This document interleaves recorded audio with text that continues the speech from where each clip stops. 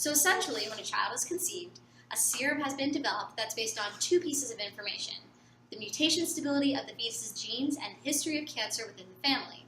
In the first place, we're able to measure the mutation stability of the fetus's genes. In other words, we're able to probe for which embryonic genes are more likely to undergo a mutation that could potentially lead to cancer.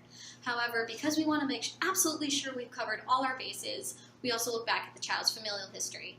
Basically, doctors go back through the family's medical past and learn which types of cancer appeared repeatedly in the child's familial history. And since we now know which genes lead to which types of cancer, the doctors are now able to tell if those genes have been marked as unstable in the fetus, and if not, then those genes are added to a list of unstable genes. So essentially, the fetus is injected with a serum containing splicers that are able to splice out all of those genes that are present that present the likelihood of damaging mutations and replace them with healthy genes. We know that 50 years ago, the DNA splicing technique potentially led to instability that could potentially lead to cancer.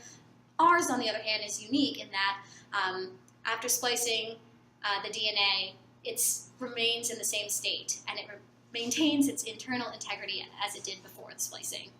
The serum also leaves an indicative mark on whatever form of cancer has been removed, either on the forearm, the back of the neck, or below the belly button. As you can see, it would look something like this. And based on our current scientific implications of this process, engineers are working to resolve this, the difficulties that are associated with gene manipulation and replacement, because that could potentially make our genetic makeup more similar, and that could potentially lead to making us less viable for survival, but hopefully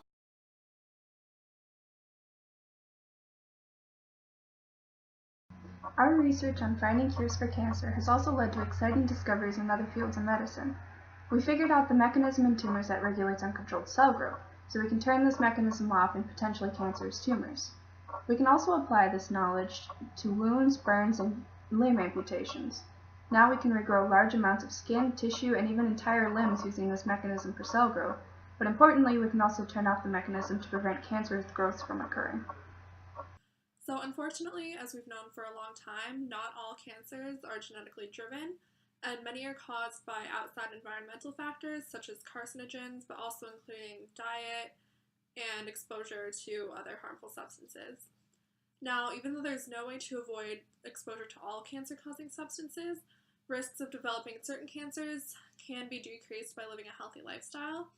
And recently, education has increased about the dangers of smoking and the importance of avoiding overconsumption of unhealthy foods and alcohol, and eating foods that have recently been discovered to have cancer-reducing properties. And this, luckily, has decreased the prevalence of cancers such as lung cancer, although there was a large increase in lung cancer cases several years ago as the primary smoking population was aging. This new serum technology is very exciting in the field of cancer research and treatment.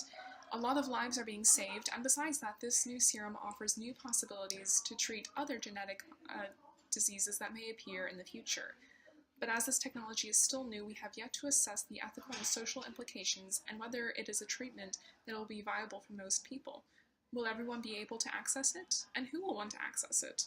Where can people go to screen their child for this genetic predisposition of cancer? Are these locations convenient, and is the treatment affordable? If this treatment is not accessible, and I believe it may not be, then we must consider the social ramifications of this treatment. Only people who have money or influence may be able to screen their child for cancer, and this may lead to further disparity between social and economic classes in this country.